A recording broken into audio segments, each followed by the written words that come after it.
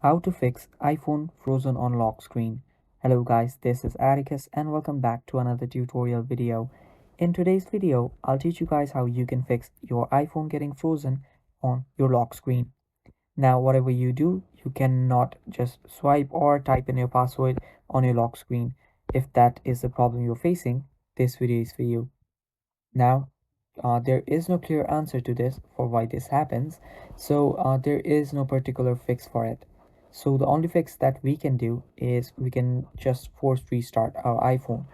Now, to force restart your iPhone, it depends on your model, but for iPhone 8 and above, you will need to press and quickly release the volume up button, press and quickly release the volume down button, press and hold the side button, and when the Apple logo appears, you can release the side button.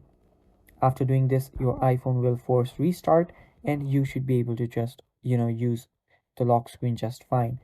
Now, you don't really need to do the force restart immediately. First, you can just turn off your screen and turn it back on first to check if it works. Now, only if it does not work, you will need to force restart your iPhone. And yeah, that is basically it for this video. I hope this video helped you guys, and if it did, leave a like down below and stay tuned for more.